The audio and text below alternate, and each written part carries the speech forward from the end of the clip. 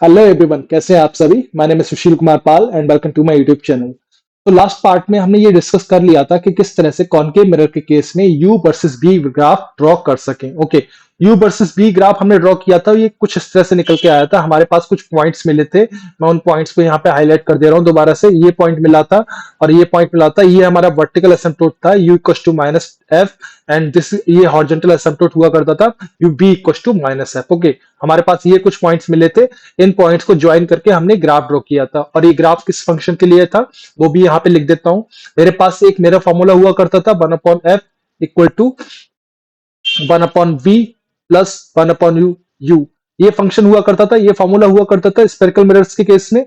मैं क्या कर रहा हूं, मैंने f को माइनस एफ से रिप्लेस कर दिया और सिंपली मैं पहुंच गया एक ऐसे फंक्शन पे जो कि कॉनकेव मिरर का केस हो गया। क्योंकि कॉनकेव मिरर के केस में मैंने बता दिया था कि f को माइनस एफ से रिप्लेस करेंगे एज पर साइन कन्वेंशन। आई थिंक इसमें कोई भी डाउट नहीं होना चाहिए। ये मैंने फर्स्ट पार्ट में इस पर्टिकुलर कॉन्सेप्ट के डिस्कस कर लिया है।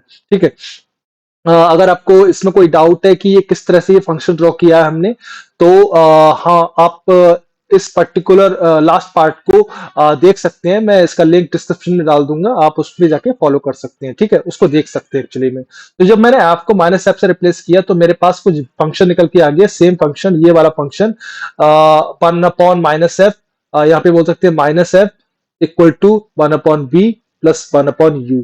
जब इसको सिंप्लीफाई किया तो हमारे पास कुछ इस तरह से निकल के आएगा, आप देख सकते हैं v equal to minus u f upon u plus f. Okay, इसी फंक्शन को मैंने यहाँ पे ड्रॉ किया है और ये फंक्शन हमारा कुछ इस तरह से बन गया। आई थिंक इसमें कोई भी डाउट नहीं होना चाहिए, ये बहुत ही सिंपल सा चीज है। लास्ट पार्ट में हमने सारा का सारा डिस्कशन कर लिया है।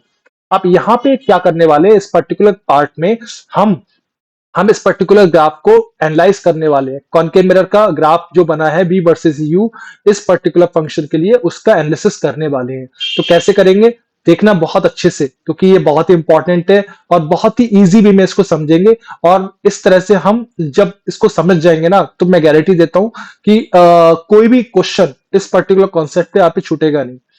चाहे जेई मेंस की बात करें, चाहे जेई एडवांस की बात करें, या नीट की बात करें, ये समझ गए, आपका बिल्कुल क्रिस्टल क्लियर कॉन्सेप्ट हो जाएगा। ठीक है, so without getting any delay let's get started. एक रिक्वेस्ट गाइस, अगर आपने चैनल को अभी तक सब्सक्राइब नहीं किया, then please do subscribe to this channel and share this video to your friends so that they can get some benefit out of it. Okay, इसका benefit दूसरे लोग भी उठा सके गाइस, तो शेयर कर दीजिए। तो चलो स्टार्ट करते हैं।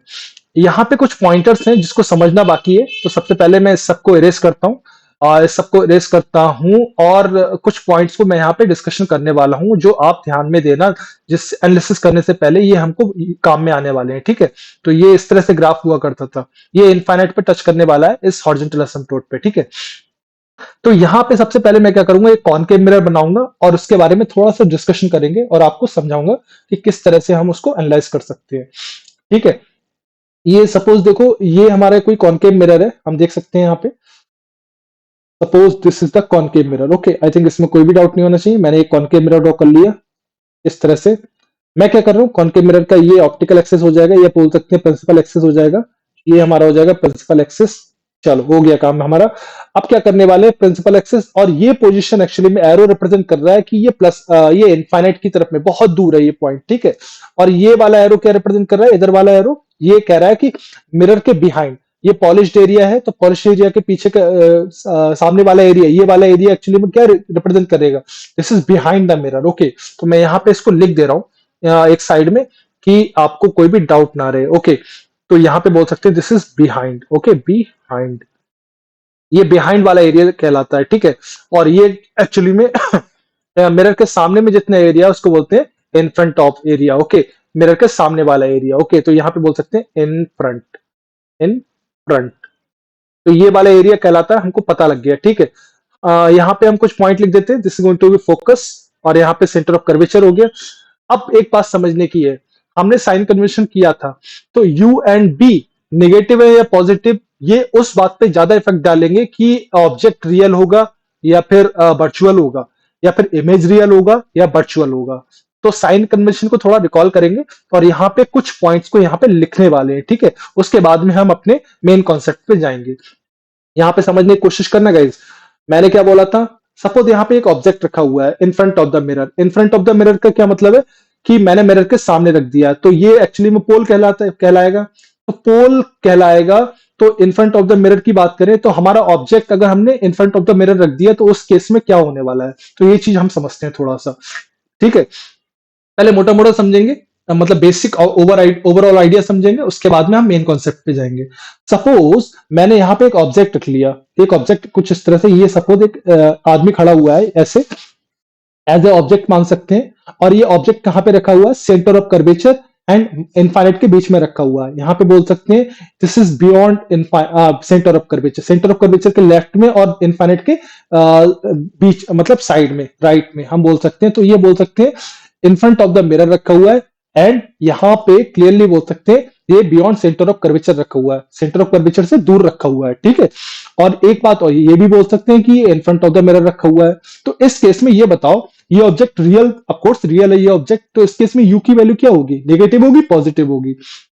डेफिनेटली बोल सकते हैं। अगर इसका इमेज बनाना है तो इमेज बनाने के लिए हमको ये रे कुछ इस तरह से जाएगी, उस रे को मैं यहाँ पे ड्रॉ कर लेता हूं, कुछ रे कुछ इस तरह से जाएगी ऐसे। तो यहाँ पे this is the incident ray direction, मैंने ये बातें ऑलरेडी डिस्कस कर रखी है, इंसिडेंट रे डायरेक्शन हो जाएगी। तो डेफिनेटली रियल ऑब्जेक्ट के केस में इंसिडेंट रे ये हो गया, तो इसके करस्पॉन्डिंग यू की वैल्यू क्या होगी, नेगेटिव होगी पॉजिटिव? डेफिनेटली नेगेटिव होगी। क्यों? क्योंकि मुझे अगर यू वैल्यू मेजर करना है पोल से, तो मुझे इस इंसिडेंट रे के अपोजिट डायरेक्शन में मूव करना पड़ेगा। यहां पे देख सकते हैं, अगर मुझे मूव करना है इधर में, सोचो ये पोल हो गया, तो पोल से मुझे इस पर्टिकुलर पोजीशन को अगर मेजर करना है, यहां से लेके यहां तक का डिस्टेंस, तो ये एक्चुअली में यू हो जाएगा, और ये यू एक्चुअली में क्या होगा, नेगेटिव होगा डेफिनेटली। तो हम क्लियरली बोल सकते हैं for a real object you की वैल्यू नेगेटिव होती है। तो ये हम यहाँ पे नोट लिखेंगे, यू की वैल्यू नेगेटिव। तो यहाँ पे बोल सकते हैं this is going to be real object, real, okay, real object. तो ये हमारा एक पॉइंटर हो गया, ये बहुत काम आने वाला है, आई थिंक इसमें कोई भी डाउट नहीं होना चाहिए। ठीक है, यू नेगेटिव हो गया। तो मैं यहाँ पे एक जनरल पॉइंट बोल दे रहा हूं, जहां पे यू की वैल्यू नेगेटिव दिख जाए कॉनकेव मिरर के केस में, आप समझ जाना कि ऑब्जेक्ट रियल है और वो इन फ्रंट ऑफ द मिरर रखा हुआ है। ठीक है, of course in front of the mirror रखा हुआ है तभी तो रियल है वो। तो इसमें कोई भी डाउट नहीं होना चाहिए। ठीक है, दूसरा पॉइंट क्या, इसके करस्पॉन्डिंग अगर इमेज बनेगी, मैं यहाँ पे रे डायग्राम ड्रॉ करने वाला नहीं हूं बिल्कुल भी, हमें नहीं पता इसकी इमेज क्या बनेगी। मैं इसकी इमेज बना देता हूं। थोड़ा सा एक बार हम रे डायग्राम भी बना लेते हैं इसका, ताकि आपको क्लैरिटी हो जाए। मैं ये रे डायग्राम इसकी वजह से बना के दिखा रहा हूं ताकि आपको समझ में आए कि रियल इमेज हमेशा इन्वर्टेड क्यों बनती है। ठीक है, रियल इमेज हमेशा इन्वर्टेड क्यों बनती है, ये बात समझाने की कोशिश कर रहा हूं। यहां से इंसिडेंट रे गई, यहाँ पे क्लियरली बोल सकते हैं ऐसे जाएगी, और यहाँ पे इंसिडेंट होगी, और रिफ्लेक्ट कैसे होगी, क्योंकि ये पैरेलल रे है तो ये फोकस से होके जाएगी। तो यहाँ पे बोल सकते हैं ये हमारा फोकस से ऐसे रे निकल के चली जाएगी। आई थिंक इसमें कोई भी डाउट नहीं होना चाहिए। ठीक है, ये रे इधर से निकल के चली जाएगी। दूसरा मैंने क्या किया, एक रे इसके पोल पे पड़ी डायरेक्ट, ठीक है, पोल पे पड़ी कुछ इस तरह से, यहाँ पे बोल सकते हैं। मैं इसको अच्छे से ड्रॉ करूंगा ताकि आपको क्लैरिटी आए। मैं इसका, आप ये कंफ्यूज नहीं होना कि मैं यहाँ पे रे डायग्राम बनाना सिखा रहा हूँ, मैं जस्ट क्लैरिटी लाने की कोशिश कर रहा हूँ। ठीक है, मैं जस्ट क्लैरिटी लाने की कोशिश कर रहा हूँ। यहाँ से सपोज एक रे गई, और ये कुछ इस तरह से जाएगी, यहाँ पे इंसिडेंट होगी और रिफ्लेक्ट होगी, पोल से रिफ्लेक्ट होगी, तो ये कुछ इस तरह से जाएगी। रिफ्लेक्ट होने के बाद में हम बोल सकते हैं incident and reflection angle same होता है। तो ये हमारा रूल होता है। तो ये कुछ इस तरह से इमेज बनेगी, कुछ ऐसे। रिफ्लेक्शन हमारा कुछ इस तरह से जाने वाला है, ऐसे जाने वाला है रिफ्लेक्शन के बाद में। तो ये हमारा हो गया रिफ्लेक्शन के बाद में रे। तो मैं इसका एक्स्ट्रा चीज को हटा देता हूं ताकि आपको कोई भी डाउट ना हो। ठीक है, आपको कोई भी डाउट ना रहे। ये हमारा कुछ इस तरह से डायग्राम बन जाएगा। इसके इसकी बात कर ले रहे हैं अब। इसके जब ये डायग्राम, मैं इसकी वजह से आपको एक बार रे डायग्राम बनाना इसकी वजह से सिखाया ताकि आपको क्लैरिटी आ जाए। क्योंकि अगर ये नहीं सीखोगे ना तो आपको समझ नहीं आएगा मैं यू की वैल्यू निगेटिव का मतलब क्या है, और यू की वैल्यू वी की वैल्यू निगेटिव का मतलब क्या है, एंड यू की वैल्यू पॉजिटिव एंड बी की वैल्यू पॉजिटिव का क्या मतलब है। ये सारी की सारी चीजें हमको समझना जरूरी है, तभी हम ग्राफ को रीड कर सकते हैं। ठीक है, तभी हम ग्राफ को रीड कर सकते हैं। तो यहां से हमको क्या पता लगा, हमको यहां से पता लगा एक्चुअली में ये रेज रिफ्लेक्ट होने के बाद में एक्चुअली में इंटरसेक्ट कर रही हैं दो रेज। तो इसका मतलब क्या है, एक इमेज बन रही होगी, वो इमेज यहाँ पे बना सकते हैं, वो इमेज कुछ इस तरह से बन रही होगी, यहाँ पे देख सकते हैं, और वो इमेज एक्चुअली में नीचे बन रही है प्रिंसिपल एक्सिस की। तो ये बात तो क्लियर हो गई, ये इमेज इन्वर्टेड होगी, ये क्लियर हो गया, इन्वर्टेड होगी। और ये रिफ्लेक्टेड रेज आपस में डायरेक्ट इंटरसेक्ट कर रही है। इसका मतलब क्या है, ये इमेज रियल है। और यहां एक बात नोट लिख दे रहा हूं मैं कि रियल इमेज हमेशा इन्वर्टेड होती है। ये नोट हमेशा दिमाग में रख लो। For in the case of mirror, real image will always be inverted. Vice versa बोल सकते हैं, वर्चुअल इमेज हमेशा सीधी होती है। ठीक है, तो ये पॉइंट अपने दिमाग में रख लेना है। अब यहाँ पे बात करें, इस केस में हमारा क्या हो रहा है, बी की पोजीशन क्या हो जाएगी, बी यहाँ पे डेफिनेटली बोल सकते हैं। बी कैसा होगा एक्चुअली में, बी यहाँ पे बोल सकते हैं b is going to be negative. क्यों? क्योंकि मुझे इंसिडेंट रे की अपोजिट डायरेक्शन में मूव करना पड़ेगा फ्रॉम पोल। तो यहाँ क्लियर हो गया यू एंड बी निगेटिव का मतलब क्या है। ठीक है, यहाँ पे मैंने बोला यू निगेटिव बी निगेटिव, इसका मतलब दोनों के, यू निगेटिव का मतलब है कि ऑब्जेक्ट रियल है, बी नेगेटिव का भी यही मतलब है कि इमेज रियल है। ठीक है, तो ये सारे डिस्कशन के बाद में मैं यहां पे एक चीज लिख सकता हूं। इन चीजों को समझना जरूरी है। बी, ये बी एक्चुअली में पॉजिटिव रिप्रेजेंट कर रहा है, ये पॉजिटिव बी रिप्रेजेंट कर रहा है। तो उस केस में हम डेफिनेटली बोल सकते हैं this is going to be virtual. Okay, virtual image, virtual image. जहां बी पॉजिटिव दिख जाए उसका मतलब वर्चुअल इमेज, जहां पे बी निगेटिव दिख जाए, ये बी निगेटिव दिखा रहा है, यहां पे बोल सकते हैं इसका मतलब रियल इमेज, रियल इमेज। मैं यहाँ पे एक एग्जांपल के तौर पे ये सब समझाया ताकि आपको ज्यादा क्लियर समझ में आए। आई थिंक इसमें कोई भी डाउट नहीं होना चाहिए। ये यू निगेटिव, यहाँ पे बोल सकते हैं यू निगेटिव, इसका मतलब real object. Okay, real object, real object. ये समझ में आ गया, ये सारा का सारा डिस्कशन कंप्लीट हो गया। जहां पे यू भी पॉजिटिव दिख जाए उसका मतलब क्या है, दोनों ही रियल है, मतलब ऑब्जेक्ट भी रियल, इमेज भी रियल। जहां यू एंड बी नेगेटिव दिख जाए इस ग्राफ में, इसका मतलब ऑब्जेक्ट वर्चुअल होगा। सॉरी, एक आई थिंक उल्टा बोल दिया मैंने। जहां भी यू एंड बी पॉजिटिव दिख जाए उस केस में हम बोलेंगे ऑब्जेक्ट वर्चुअल एंड इमेज भी वर्चुअल। जहां यू एंड बी नेगेटिव दिख जाए, एज दिस केस, इस पर्टिकुलर केस की बात करें, यहां जहां हमको यू एंड बी नेगेटिव दिख जाए उस केस में डेफिनेटली बोल सकते हैं ऑब्जेक्ट भी रियल होगा, इमेज भी रियल होने वाली है। ठीक है, तो यू भी पॉजिटिव नेगेटिव का मतलब समझ में आ गया आपको, आपको आई थिंक अगर ये आपको समझ में आ गया तो I think we are good to go to explain each and everything. Okay, सारी की सारी चीजें डिस्कस करने के काबिल हो चुके हैं हम लोग। ठीक है ना, तो ये इसको मैं इन चीजों को हटाता हूं और यहाँ पे इन चीजों को हटाने के बाद में मैं आगे में बढ़ता हूं। ठीक है, हम ये कोऑर्डिनेट्स क्या थे मैंने ऑलरेडी बोल दी, ये कोऑर्डिनेट्स क्या थे, सारा का सारा डिस्कशन ऑलरेडी हो चुका है। चलो आगे बढ़ते हैं। तो यहाँ पे हमने देखा कुछ इस तरह से, हमने ग्राफ ड्रॉ किया था कुछ इस तरह से। जो चीज मैंने बोली वही चीज मैं यहाँ पे, जो चीज मैंने यहाँ पे समझाई वही चीज यहाँ पे मैं दोबारा से रिप्रेजेंट कर दे रहा हूँ with the help of slide show. Okay, तो मैंने क्या बोला था, पोल के लेफ्ट में यानी यू की वैल्यू जितनी भी निगेटिव होगी वो वैल्यू वो ऑब्जेक्ट की पोजीशन को रिप्रेजेंट करेगी जब यहाँ पे ऑब्जेक्ट रियल होगा और वो इन फ्रंट ऑफ द मिरर होगा, सामने में रखा होगा। आई थिंक इसमें कोई भी डाउट नहीं होना चाहिए। तो ये हमारा यू एक्चुअली में निगेटिव रिप्रेजेंट कर रहा है, निगेटिव, इसको मैं अच्छे से लिखता हूं, यू निगेटिव रिप्रेजेंट कर रहा है। और इस केस में ऑब्जेक्ट जो होगा इन फ्रंट ऑफ द मिरर होगा और वो रियल होगा, यू निगेटिव। ठीक है, इन फ्रंट ऑफ द मिरर, तो ये मैंने यहाँ पे लिख दिया इन फ्रंट ऑफ द मिरर। दूसरा पॉइंट क्या था, दूसरा पॉइंट ये था कि बिहाइंड द मिरर की बात हो रही है। जब इस रीजन की बात करें, इस केस में यू पॉजिटिव हो जा रहा है तो ऑब्जेक्ट हमारा क्या है एक्चुअली में बिहाइंड द मिरर रखा हुआ है। मैंने क्या बोला था, ये हमारा मिरर था, तो मिरर के केस में ये एक्चुअली में यू पॉजिटिव रीजन कहला रहा था, यू निगेटिव रीजन कहला रहा था ये। तो यहाँ पे हम क्लियरली बोल सकते हैं जिससे इन फ्रंट ऑफ द मिरर, और ये हमारा पोल कहलाता था, यहाँ पे बोल सकते हैं। तो ये हमारा पोल, पोल के लेफ्ट में U positive, sorry U negative, pole के राइट में यू पॉजिटिव। आई थिंक ये सारा का सारा डिस्कशन हो गया, इसको हटाते हैं और आगे बढ़ते हैं। ठीक है, आगे बढ़ते हैं। तो हमने क्या बोला था, जहां पे क्योंकि ये एक्चुअली में बी पॉजिटिव है एंड ये यू पॉजिटिव है, तो यहां पे हमको समझना पड़ेगा यहां पे हमको समझना पड़ेगा कि यू एंड बी पॉजिटिव मतलब वर्चुअल, देख सकते हैं यहाँ पे वर्चुअल। ठीक है, कोई इश्यू नहीं होना चाहिए। यहाँ पे नेक्स्ट केस पे चलते हैं, जहां पे यहाँ पे यू एक्चुअली में निगेटिव है। ठीक है, और यहाँ पे बी निगेटिव है, तो यहाँ डेफिनेटली बोल सकते हैं this is going to be real image and this is real object. Good to go. ठीक है, गुड टू गो, क्लियर करते हैं इसको और आगे बढ़ते हैं। ये लाइन क्या रिप्रेजेंट कर रही है, यहाँ पे देख सकते हैं एक लाइन पास हो रही है जो centre of curvature, focus and pole से पास हो रही है। इस केस में हमारा जो मैग्निफिकेशन जो होता है एक्चुअली में मॉड ऑफ एम की जो वैल्यू होती है वो हमेशा वन होती है। ये चीज हम समझेंगे आगे में। एज ऑफ नाउ इसको आप समझ लेना कि ये यहाँ पे मैंने इस तरह से ड्रॉ कर दी। क्यों? क्योंकि इस केस में u एंड b के मैग्नीट्यूड्स बराबर हो जाते हैं। ये बात समझ में आ रही होगी। देख सकते हैं यहाँ पे इस पॉइंट की बात करें, u minus two f b minus two f magnitudes बराबर हो गए, तो डिस्टेंसेस बराबर हो गई, तो इस केस में मैग्निफिकेशन का मैग्नीट्यूड वन हो जाता है। इसका मतलब क्या है, फिजिकल मीनिंग क्या है, वो आगे समझेंगे यहाँ पे, ठीक है। सिमिलरली इस केस की भी बात करें, इस केस की भी बात करें, तो ये सारा का सारा डिस्कशन हो गया अपना। सारी चीजें काम की हो गई। यहाँ पे मैंने बोला mod of m equal to one हो जाएगा। आई थिंक इसमें कोई भी डाउट नहीं होना चाहिए। तो ये सारा का सारा डिस्कशन हो गया। आप क्या करने वाले हैं यहाँ पे, अब हमारा मेन पॉइंट आता है। अब हमारा मेन पॉइंट आता है, हम यहाँ पे समझने की कोशिश करना हम क्या करने वाले हैं।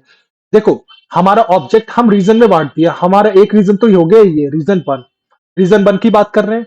और एक रीजन हो गया हमारा ये, क्योंकि हमारा ग्राफ इन दो रीजन में लाई कर रहा है। एक तो रीजन हमारा हो गया ये R3, दिस इज रीजन 3, ठीक है।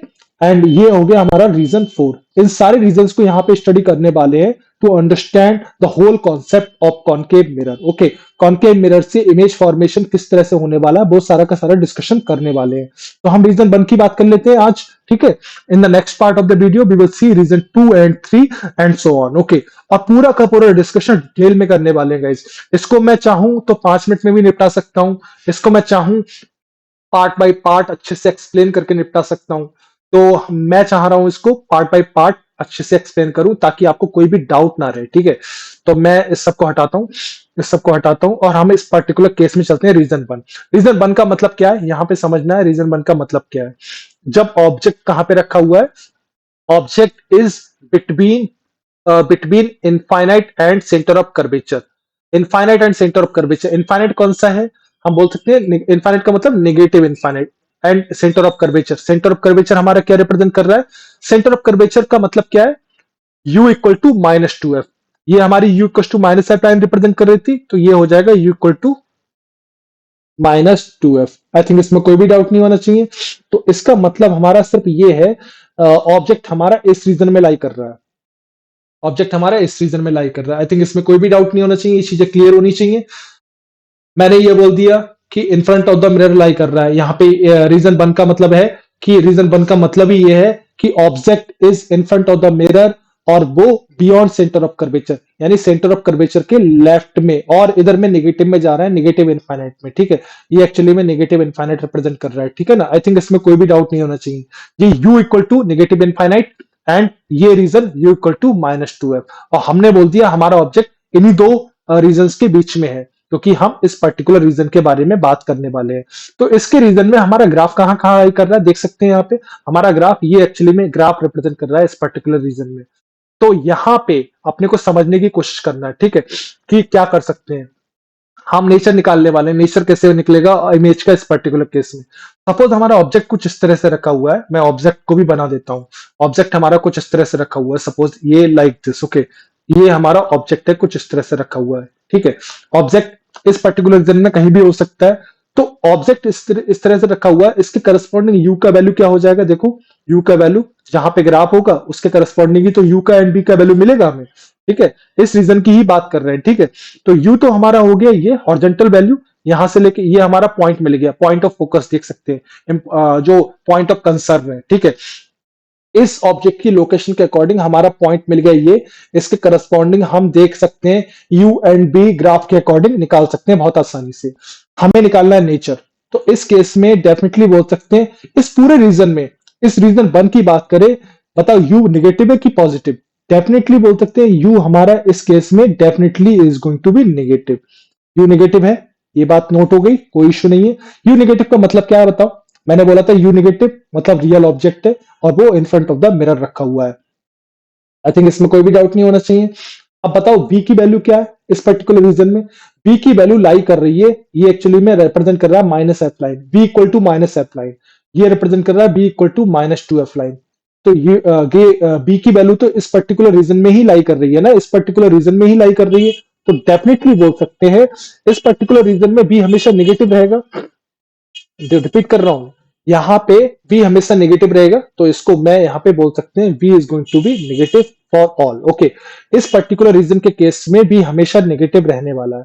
बी नेगेटिव का मतलब क्या बोला था मैंने, ये इसका मतलब है, यहां बोल सकते हैं real object, real object, real object. और ये इसका क्या मतलब है, इसका मतलब है रियल इमेज, रियल इमेज। ये सारा का सारा चीजें क्लियर हो गया, रियल ऑब्जेक्ट रियल इमेज, ये चीजें पता लग गई। और मैंने ये भी बोला है रियल इमेज हमेशा इन्वर्टेड होती है, तो यहां पे बोल सकता हूं this is going to be inverted, inverted, ये हो गया इन्वर्टेड। यहां पे मैंने ये तो बोल दिया image will be real and inverted, और a real object there will be a real image and inverted image. Real तो होगा इस पर्टिकुलर रीजन में ऑब्जेक्ट, क्योंकि हमारा रीजन ही R1 है। R1 का मतलब ये पर्टिकुलर रीजन जो u इक्वल्स टू -2f से लेफ्ट वाला लाइन, जितना भी सेंटर ऑफ कर्वेचर से जितना भी लेफ्ट में जाओगे वो वाला रीजन, इसको बोलते हैं बियॉन्ड सेंटर ऑफ कर्वेचर। उसमें ग्राफ हमारा -f एंड -2f के बीच में लाई कर रहा है, v equal to -f and v equal to -2f। अच्छा, v इक्वल टू -f का क्या मतलब है, v इक्वल टू -f का मतलब है फोकस, क्लियर है। b इक्वल टू -f का मतलब है focus, and b equal to -2f का मतलब है सेंटर ऑफ कर्वेचर। इमेज के रेस्पेक्ट में बात कर रहे हैं, समझने की कोशिश करना, ठीक है। तो यहां पे इस केस में इस पर्टिकुलर रीजन में ऑब्जेक्ट को अगर मैं कहीं भी रख दूंगा तो डेफिनेटली जो इमेज बनेगी focus and centre of curvature के बीच में ही बनने वाली है। ये बात समझ में आ गई, क्यों, क्योंकि हमारा ग्राफ जो है यहां पे लाई कर रहा है इस पर्टिकुलर रीजन में ही, -f एंड -2f में। इतना क्लियर हो गया। तो इसका मतलब क्या है, image will be real, inverted और centre of curvature and focus के बीच में होगी, ये पता लग गया। अब हमें पता करना है नेचर, दैट मींस, यहां पे हमको अब हमें पता करना है, क्या पता करना है, हमको ये पता करना है कि इमेज मैग्निफाइड होगी या फिर डिमिनिश्ड होगी। ये कैसे पता कर सकते हैं बताओ, ये बहुत आसान है पता करना। इस करस्पॉन्डिंग पॉइंट के करस्पॉन्डिंग हम बात करें, हम यहां से m की वैल्यू निकाल लेते हैं। m क्या था हमारा, लीनियर मैग्निफिकेशन। तो हमारा m क्या था, going to be -b upon u। यहाँ पे b भी निगेटिव, u भी निगेटिव, तो b divide by u positive हो जाएगा, एक नेगेटिव साइन ऑलरेडी पड़ा हुआ है, तो this is going to be negative. तो यही पॉइंट मैंने यहाँ पे लिखा हुआ है, b नेगेटिव हो जा रहा है, m नेगेटिव हो जा रहा है इस केस में, तो नेगेटिव हो जा रहा है। तो यहां से भी हम बोल सकते हैं अगर m नेगेटिव हो जा रहा है, इसका मतलब क्या है, इसका मतलब क्या है, यहाँ पे बोल सकते हैं इसका मतलब यहाँ पे ये क्लियरली बोल सकते हैं। इस सबको हटाता हूं मैं, ठीक है, इस सबको हटाता हूं ताकि आपको चीजें ज्यादा क्लियर समझ में आए, ठीक है। मैं सबको हटाता हूं, मैं कुछ मेन पॉइंट्स को ही रखता हूं और बाकी सबको हटा देता हूं। यहाँ पे इन सबको हटा देता हूं और मेन पॉइंट्स को ही रखता हूं, ठीक है। आई थिंक इसमें कोई भी डाउट नहीं होना चाहिए, ये जरूरी है थोड़ा सा समझने की कोशिश करना गाइस, समझने की कोशिश करना। यहाँ पे मैंने क्या किया, p की वैल्यू मैंने क्या बोला था, माइनस सॉरी m की वैल्यू क्या थी, m is equal to -b upon u, और जो नेगेटिव निकल के आ गया था उससे हमको क्या पता लग रहा है, उससे हमको ये पता लग रहा है image will be real and inverted. उससे भी पता लगा सकते हैं हम, ये एक हमारा पैरामीटर होगा। कैसे होगा मैं इसको समझाता हूं, यहाँ पे कैसे होगा इसको मैं यहाँ पे समझाता हूं। हमारे पास क्या था, m equal to -v upon u, मैंने क्या बोला, ये निगेटिव निकल के आ गया। कैसे निकल के आ गया, क्योंकि यहाँ पे u एंड b दोनों निगेटिव है। इसका मतलब डेफिनेटली बोल सकते हैं, इसका मतलब h dust divide by h। ये वाले फार्मूले से देखें तो ये एक्चुअली में क्या आ रहा है, निगेटिव आ जा रहा है। इसका मतलब डेफिनेटली बोल सकते हैं इसका मतलब क्या है, यहाँ पे बोल सकते हैं क्योंकि h तो हमेशा पॉजिटिव रहेगा, ये वाला पॉइंट। क्यों, क्योंकि ऑब्जेक्ट रियल है, ऑब्जेक्ट रियल है एंड प्रिंसिपल एक्सिस के ऊपर में होता है, तो उस केस में h का वैल्यू पॉजिटिव होता है। ये तो हमने ऑलरेडी डिस्कस कर लिया है, ठीक है। अगर ये डिस्कस कर लिया ऑलरेडी, इसका मतलब ये पूरा नेगेटिव होने के चक्कर में हमको क्या करना पड़ेगा, एच डैश को नेगेटिव करना पड़ेगा, एच डैश को नेगेटिव करना पड़ेगा। यहाँ पे क्रॉस कैलकुलेशन कर रहे हैं, यहाँ पे एच डैश नेगेटिव होगा डेफिनेटली। अगर ये नेगेटिव होगा तभी ये ओवरऑल m की वैल्यू नेगेटिव होगी, और एच डैश नेगेटिव का मतलब image will be image will form below principal axis. Below principal axis क्या बनती है, इमेज हमेशा रियल इमेज बनती है, और ये इन्वर्टेड होती है। आई थिंक इसमें कोई भी डाउट नहीं होना चाहिए। तो यहाँ पे m नेगेटिव का मतलब ये है image will be real, b negative का मतलब भी वही है m रियल। हम सारी चीजें एक तरह से क्रॉस कनेक्ट कर सकते हैं और सारा का सारा एक ही रिजल्ट निकल के आएगा, ठीक है। तो ये डिस्कशन हो गया। अब बात करते हैं इसके मैग्निफिकेशन की, ये एक्चुअली में एनलार्ज होगी या स्मॉल इमेज होगी, दैट मींस एनलार्ज होगी या डिमिनिश्ड इमेज होगी। तो ये सारा का सारा डिस्कशन करना बहुत जरूरी है। तो मैं सबको हटाता हूं और यहाँ पे मैग्निफिकेशन मॉड ऑफ एम की वैल्यू की बात करते हैं, मॉड ऑफ एम की, ठीक है। तो यहाँ समझने की कोशिश करना, मॉड ऑफ एम की बात करते हैं, कैसे कर सकते हैं। यहाँ पे मैं क्या करता हूँ, मॉड ऑफ एम यहाँ पे निकालने वाला हूँ। देखो हमारे पास क्या था, एम जो था, mod of m that is going to be mod of minus b upon u, ठीक है। ये था हमारे पास। मैं क्या कर रहा हूँ, नेगेटिव साइन एब्जॉर्ब हो जाएगा, ये बन जाएगा एक्चुअली में mod of b divided by mod of u, यानी दोनों डिस्टेंसेस की का मॉड ले लिया, कोई इशू नहीं, ये अभी तक कोई भी डाउट नहीं होना चाहिए। इस पर्टिकुलर केस की बात करें, इस पर्टिकुलर रीजन में कोई भी पॉइंट ले लूं, उस केस में अगर मैं सपोज यही पॉइंट ले रहा हूं, उस केस में हमारा जो एक्चुअली में मॉड ऑफ यू का वैल्यू क्या रहा होगा, ये मॉड ऑफ यू का वैल्यू हमारा ये रहेगा। मैं इसको इस तरह से मॉड ऑफ यू मेजर कर देते हैं, तो ये है actually mod of u represent कर रहा है, this is going to be mod of u. और ये डिस्टेंस क्या रिप्रेजेंट कर रही है यहां से लेके यहां तक की, this is going to be mod of b. तो बताओ कौन बड़ा है, मॉड ऑफ बी बड़ा है या मॉड ऑफ यू बड़ा है? डेफिनेटली मॉड ऑफ बी छोटा है। तो यहाँ पे हम क्लियरली बोल सकते हैं mod of b is going to be less than mod of u. इसका मतलब क्या है, definitely mod of m is going to be less than 1। I think इसमें कोई भी डाउट नहीं होना चाहिए, यही पॉइंट मैंने यहाँ पे लिखा हुआ है। इसका मतलब क्या है, इसका मतलब क्या है, डेफिनेटली बोल सकते हैं एच का वैल्यू एच डैश से छोटा होने वाला है, मतलब एच डैश का वैल्यू एच से छोटा होने वाला है, मैग्नीट्यूड की बात कर रहे हैं। That means image will be small in size in comparison to object height. Okay, यहाँ पे हम क्लियरली बोल सकते हैं h dash will be less than h. I think इसमें कोई भी डाउट नहीं होना चाहिए, ये बात क्लियर है, इसमें कोई भी डाउट नहीं होना चाहिए।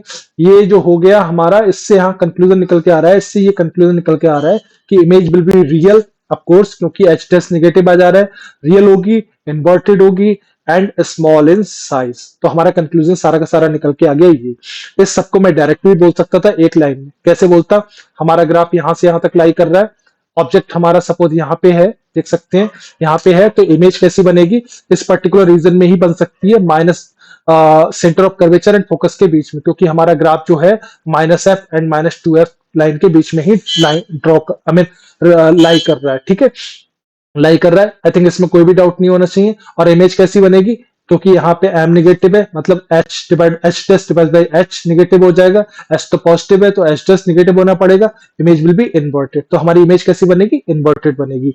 तो इस केस में अगर बी की इमेज कैसी बनेगी, इमेज हमारी कुछ इस तरह से बनेगी और small in size, small in size मतलब ये स्मॉल इन साइज ये। तो मैं इसको अगर ड्रॉ करके भी दिखाऊं ना, यहाँ पे ड्रॉ करके भी दिखाऊंगा आपको कुछ इस तरह से। सपोज ये कॉनकेव मिरर है हमारा, ये कॉनकेव मिरर है, ठीक है, ये कॉनकेव मिरर है, ये हमारा प्रिंसिपल एक्सिस है, ये हमारा फोकस, ये सेंटर ऑफ कर्वेचर, और ये हमारा ऑब्जेक्ट यहाँ पे कहीं पे रखा हुआ है, this focus, this is centre of curvature. तो ऑब्जेक्ट हमारा कैसे रखा हुआ है समझने की कोशिश करना, ऑब्जेक्ट हमारा कुछ इस तरह से रखा हुआ है। यहाँ पे ऑब्जेक्ट अगर ऐसा रखा हुआ है, ठीक है, ये नेगेटिव इनफाइनाइट रिप्रेजेंट कर रहा है, तो ऑब्जेक्ट हमारा centre of curvature and focus infinite के बीच में नजर आ रहा है, इसका मतलब बियॉन्ड सी है। उस केस में इमेज कैसी बन रही है, इमेज मैंने बोला स्मॉल साइज की इन्वर्टेड इमेज बनेगी, और ये centre of curvature and focus के बीच, ये एक्चुअली में क्या रिप्रेजेंट कर रहा है, ये एक्चुअली में 2f रिप्रेजेंट कर रहा है, नेगेटिव वाला 2f, and this is minus 2f हो रहा है, और ये क्या एक्चुअली में माइनस एफ हो रहा है, ठीक है, माइनस एफ। आई थिंक इसमें कोई भी डाउट नहीं होना चाहिए। हमारी इमेज कैसी बनेगी, कुछ ऐसी बनेगी, और स्मॉल इन साइज होगी।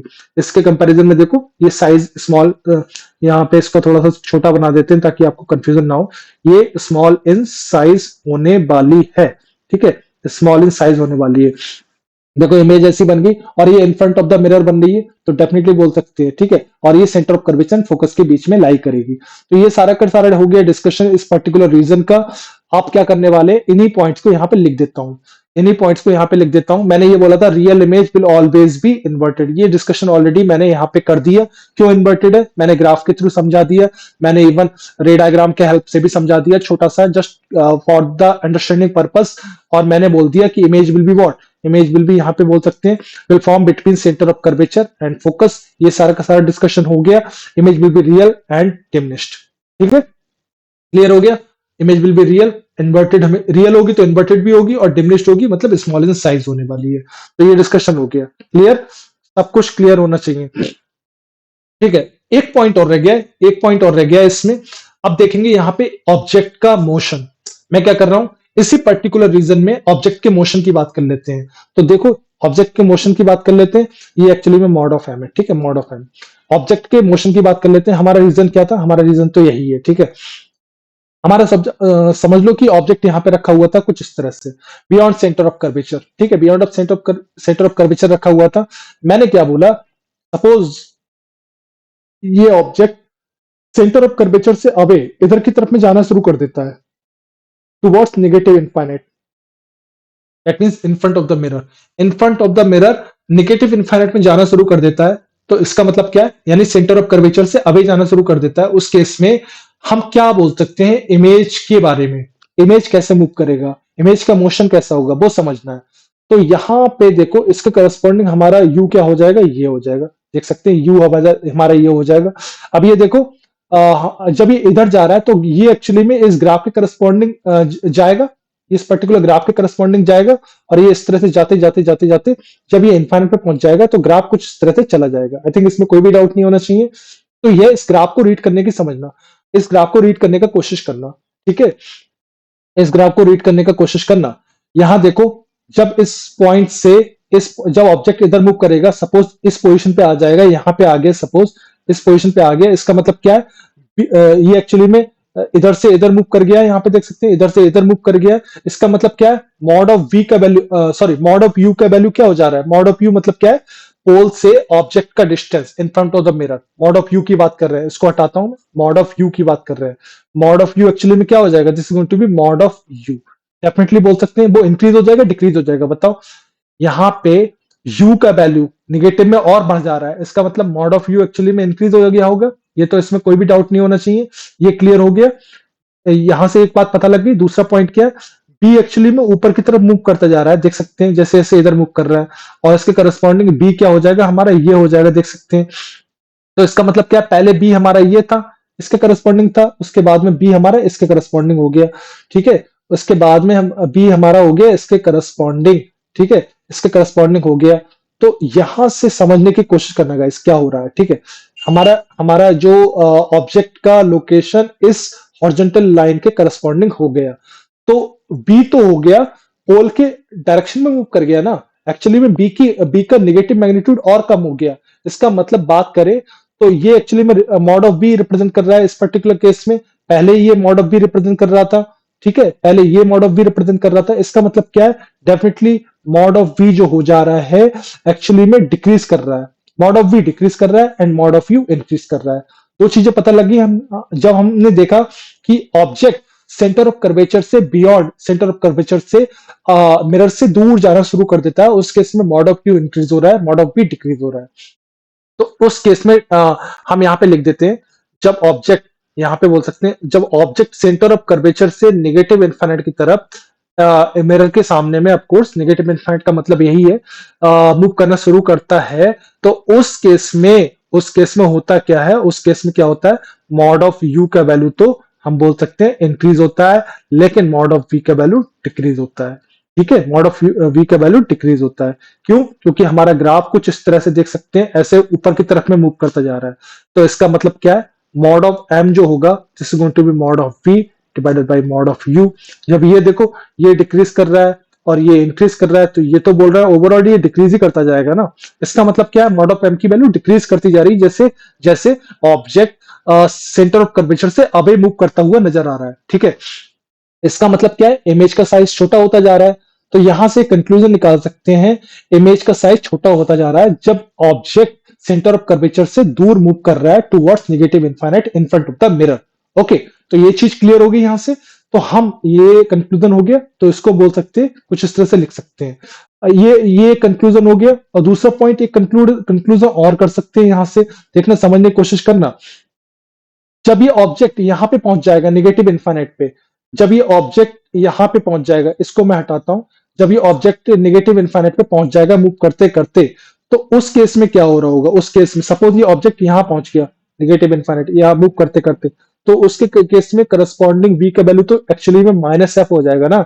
ये एक्चुअली में v equal to minus f represent कर रही है ना, तो ये माइनस एफ की तरफ में टेंड करता हुआ नजर आएगा। इसका मतलब क्या है? इमेज जो हो रही होगी वो फोकस की तरफ में टेंड करती हुई नजर आएगी, ठीक है। और v माइनस एफ की तरफ में टेंड करती हुई नजर आएगी, एंड u माइनस इन्फिनिटी की तरफ में टेंड करता हुआ नजर आएगा। ठीक है, इसका मतलब क्या है वो समझ लेते हैं। इसका मतलब क्या है वो समझ लेते हैं। यहां समझने की कोशिश करना गाइस, बहुत इंपॉर्टेंट है ये पॉइंट। ठीक है, मैंने क्या बोला, मैंने बोला जब u tending to minus infinite, तो उस केस में b is tending to minus times f। Okay, minus times f, और ये एक्चुअली में एग्जैक्टली f की तरफ में टेंड कर रहा है। तो इसका मतलब क्या है, मतलब फोकस की तरफ में टेंड करता हुआ नजर आ रहा है। आई थिंक इसमें कोई भी डाउट नहीं होना चाहिए। इसका मतलब क्या है, इसका मतलब सिर्फ ये है, जब ऑब्जेक्ट इन्फाइनाइट पर पहुंच जाता है तब इमेज फोकस पे बनती है। दैट मीन्स जो ऑब्जेक्ट जो होता है इनफाइनाइट पे रखा होता है, तो इमेज फोकस की तरफ, एग्जैक्टली फोकस पे कभी नहीं बनती है इमेज। ठीक है ना, बस जस्ट बोल सकते हैं बहुत ही छोटी इमेज बनेगी। एंड क्योंकि यहाँ पे देख सकते हैं एम की वैल्यू डिक्रीज होती जा रही है, तो इसका मतलब जब ये इनफाइनाइट पे पहुंच जाएगा उस केस में मॉड ऑफ एम बहुत कम हो गया होगा। तो डेफिनेटली बोल सकते हैं इमेज का साइज छोटा होता जाएगा, और इनफाइनाइट पे तो इतना छोटा हो जाएगी कि हाईली डिमिनिश्ड इमेज बनेगी, हाईली डिमिनिश्ड इमेज बनेगी इस केस में। और हमारा मैं इसको थोड़ा सा ड्रॉ करके भी दिखा दे रहा हूं ताकि आपकी क्लैरिटी हो जाए। ठीक है, इसकी क्लैरिटी हो जाए, इसकी क्लैरिटी हो जाए। इस चीज को ड्रॉ करके भी दिखा दे रहा हूँ, इस चीज को ड्रॉ करके भी दिखा दे रहा हूँ। आई थिंक ड्रॉ करने का जरूरत है नहीं, लेकिन फिर भी सपोज ये हमारा मिरर हो गया, ये हमारा मिरर हो गया। आई थिंक इसमें कोई भी डाउट नहीं चाहिए। सपोज ये हमारा हो गया ऑप्टिकल एक्सिस हो गया, आई मीन प्रिंसिपल एक्सिस हो गया, ये सेंटर ऑफ फोकस हो गया, सेंटर ऑफ कर्वेचर हो गया। पहले ऑब्जेक्ट हमारा यहाँ यहाँ कहीं पे था। ठीक है, पहले ऑब्जेक्ट हमारा था यहाँ कहीं पे, सपोज यहाँ कहीं पे था ऐसे। ठीक है, तो इमेज कहाँ बन रही थी, इमेज बन रही थी, छोटी सी इमेज बन रही थी, और वो छोटी सी और वो उल्टी बन रही थी। ठीक है ना, अब जैसे जैसे ये ऑब्जेक्ट यहाँ पहुंच गया, यहाँ पहुंच गया, तो इमेज का साइज और छोटा हो गया। और ये इनफाइनाइट पे, सपोज ये इनफाइनाइट पे, तो इस केस में इमेज कुछ यहाँ पे बन रही होगी और ये बहुत छोटी बनेगी। जब पूरी तरीके से इनफाइनाइट पे पहुंच जाएगा ना, उस केस में इमेज फोकस पे बन जाएगी। आई थिंक इसमें कोई भी डाउट नहीं होना चाहिए। ये सारा का सारा डिस्कशन हम यहाँ ग्राफ से रीड कर सकते हैं। ठीक है, तो मैं यहाँ पे कंक्लूजन निकाल दे रहा हूँ सारी चीजों को हटा के। यहाँ से देख सकते हैं, when object moves away from centre of curvature towards infinity, उस केस में इमेज मूव्स टुवर्ड्स फोकस। देख सकते हैं ग्राफ हमारा कुछ इस तरह से मूव कर रहा है। यहाँ देख सकते हैं ये माइनस एफ की तरफ में टेंड करता हुआ जा रहा है, माइनस एफ की तरफ में। तो ये हमारा हो गया, और इमेज जो होगा फोकस की तरफ में टेंड करेगी और उसका साइज डिक्रीज करता जाएगा, उसका साइज डिक्रीज करता जाएगा। और एक बात हमेशा ध्यान रखना, पी की वैल्यू नेगेटिव रहेगी हमेशा। इसका मतलब क्या है, image will always be real और इन्वर्टेड होगी। और यहाँ हम देख सकते हैं when the object reaches to infinity, image tends to focus, focus की तरफ में टेंड करती जाती है, और उसका एक पॉइंट साइज इमेज बनता है, बहुत छोटा इमेज बनता है। मैंने बोला इमेज का साइज छोटा होता जा रहा है ना, इमेज का साइज छोटा होता जा रहा है। जब ऑब्जेक्ट जो होता है सेंटर ऑफ कर्वेचर से अवे मूव करता है, तब जो इमेज जो होती है फोकस की तरफ में मूव करती है, और उसका साइज भी छोटा होता जाता है in case of concave mirror. Okay, और उस केस में जब ये इनफाइनाइट पे पहुंच जाता है, यहाँ पे ऑब्जेक्ट यहाँ पे पहुंच जाता है, तो उस केस में इमेज बन जाती है हमारी बहुत ही, क्योंकि हमारा यू तो इनफाइनाइट हो जाता है एक्चुअली में। ठीक है, एंड बी एक्चुअली में माइनस एफ की तरफ में टेंड कर जाता है। तो डेफिनेटली बोल सकते हैं मॉड ऑफ एम जो होगा will be very less. Okay, very less, very less, यहाँ पे बोल सकते हैं बहुत ही छोटा होने वाला है। Mod of m is going to be less than less than less than one. Okay, तो यहाँ पे वेरी लेस की जगह मैं कुछ ऐसा लिख दूं तो ज्यादा बेहतर होगा। ये ऐसे लिखूंगा तो ज्यादा बेहतर होगा। आई थिंक इसमें कोई भी डाउट नहीं होना चाहिए। इमेज कैसी बनेगी, कुछ इस तरह से बनेगी, रियल एंड हाईली इन्वर्टेड बनेगी एंड हाईली डिमिनिश्ड। ओके, तो ये सारा का सारा डिस्कशन हो गया। आई थिंक इसमें कोई भी डाउट नहीं होना चाहिए। नेक्स्ट पार्ट को हम बहुत आसानी से रीड कर सकते हैं, चाहे अभी भी कर सकते हैं, लेकिन वीडियो थोड़ा ज्यादा लंबा हो जाएगा, तो मुझे लग रहा है कि नेक्स्ट पार्ट में we will discuss the second part, that means second region R2, and third region भी देखेंगे। उसके बाद में fourth region, that means fourth region क्या रिप्रेजेंट कर रहा है, जब object is behind the mirror. Okay, यहाँ पे ऑब्जेक्ट रखा है, इसका मतलब क्या है, ऑब्जेक्ट बिहाइंड द मिरर है। एंड इस साइड में ऑब्जेक्ट रखा हुआ है, दैट मींस ऑब्जेक्ट जो है इन फ्रंट ऑफ द मिरर है, रियल ऑब्जेक्ट है। बिहाइंड द मिरर का मतलब यही है कि हमारा ऑब्जेक्ट है वर्चुअल है, एक्चुअली में ऐसा होता ही नहीं है। ठीक है ना, तो ये सारा का सारा डिस्कशन हो गया। नेक्स्ट पार्ट में मिलते हैं गाइज, और इन चीजों को थोड़ा और एनालाइज करते हैं। ठीक है, आई थिंक इसमें कोई भी डाउट नहीं होना चाहिए। So till then thank you guys. हमने एक बार मैं रिकैप्चुलेट कर दे रहा हूँ। यहाँ पे हमने ग्राफ ड्रॉ किया था। ग्राफ ड्रॉ करने के बाद में मैंने देखा V नेगेटिव, U नेगेटिव का मतलब क्या है, करस्पॉन्डिंग V नेगेटिव मतलब रियल इमेज, U नेगेटिव मतलब real object, B positive I mean virtual image, and B U positive मतलब virtual object. It means in front of the mirror. सब कुछ in front of the mirror होगा अगर वो virtual होगा, sorry वो real होगा। अगर बिहाइंड द मिरर कुछ हो रहा है तो वो हमेशा पॉजिटिव होने वाला है, ठीक है ना। तो ये सब फिनिश हुआ, नेक्स्ट पार्ट में मिलते हैं गाइस, और सारे केसेस को अच्छे से समझते हैं। तो till then thank you guys.